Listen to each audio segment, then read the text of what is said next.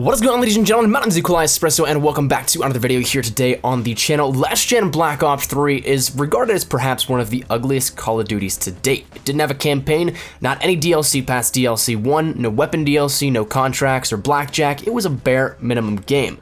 But that said, as a result, you can clearly tell that it was pushing the limits of the development process. The ports from Advanced Warfare and Black Ops 3 got increasingly more intensive and therefore limited what the hardware could run at their top performance. Hence why we didn't get things in game like that set of DLC, no campaign, no blackjack or anything like that.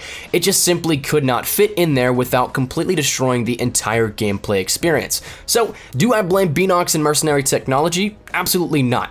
They did what they could with the resources available, but I personally think Last Gen was a bad decision for Black Ops 3 to begin with, but that's just me. However, as of late, I've been thinking about the critical reception of it, and I couldn't help but try and compare it to previous games in my mind, and the furthest back that I was thinking we'd go back in terms of gameplay-wise and what it could graphically compare to is World at War, and boy was I wrong. So in this one, we're going to be taking a look at a little comparison between Black Ops 3 on last generation, PlayStation 3 on Xbox 360, and compare it to World at War on Xbox 360. So that said, if you guys enjoy the video, make sure you drop a like down below. And of course, if you guys are new to the channel, make sure you guys subscribe to stay up to date with everything Infinite Warfare, Modern Warfare Master, Black Ops 3, and I guess even World at War at this point. But that said, hopefully you guys enjoy the video, and if you guys want to keep in touch with me a little bit further outside of YouTube, Twitter's the best place to do so. Link is down there in the description below. But that said, let's talk about these games here. Once again, I have nothing against Beenox and Mercenary. They did what they could, but it's just very evident the game was built for current generation, and the scraps were then given for the 360 and PS3 ports.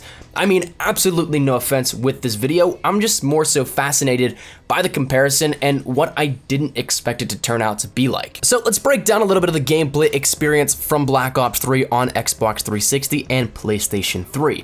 As it stands, Black Ops 3 on those last generation consoles runs at 30 frames per second, is missing core components, and graphically, textures are completely missing. So some structures included and all that are completely gone from the game, and if you compare it to the counterpart of the current generation Xbox One, PlayStation 4, and PC versions of the game, you'll definitely notice there's a massive difference here in absolutely every single regard. No map really looks the same because things are missing, because textures are completely downgraded, and other things alike here with it. So it's a very bare bones version.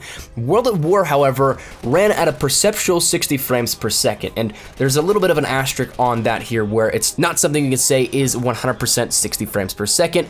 It didn't drop down to 30 at all, really. There were some times maybe in the very intensive moments where it dropped down and caused a little bit of lag here with this, but for the most part, the game actually did hold 60 frames per second, but the perceptual portion of that frame testing comes from the game not being locked. So therefore, it could dip down and cause a bit of frame lag, but it also could hold true at 60 frames per second. So it fluctuated, putting that little slight asterisk on that 60 frames per second sticker.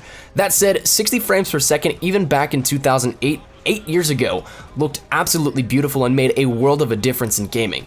I personally don't know how people played Black Ops 3 on 360 and PlayStation 3 for more than a couple of hours at a time. A title released in 2015 and living through 2016 in 30 FPS just baffles me. So maybe I'm a bit too spoiled from playing PC games at 120 frames and console games at 60 frames, and that this low frame rate just absolutely bothers me. Maybe I'm a little bit in that minority where I feel a little bit too entitled to something more than 30 frames, but it is what it is, and definitely it feels odd to me to look at that. Additionally, World at War texturally was actually quite brilliant for 2008 graphics.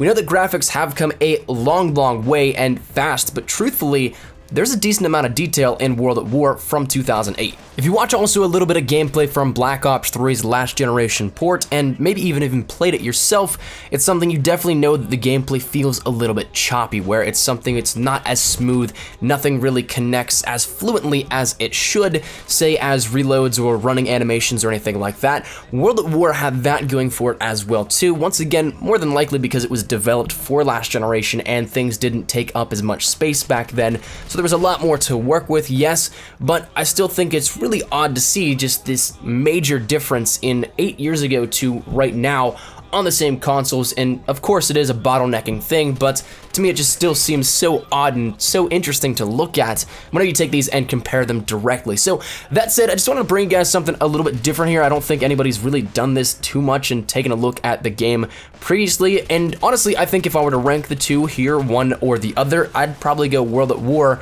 on 360 rather than say PlayStation 3's Black Ops 3 port. But that's just me. Once again, I'm just more so fascinated with how this all turned out.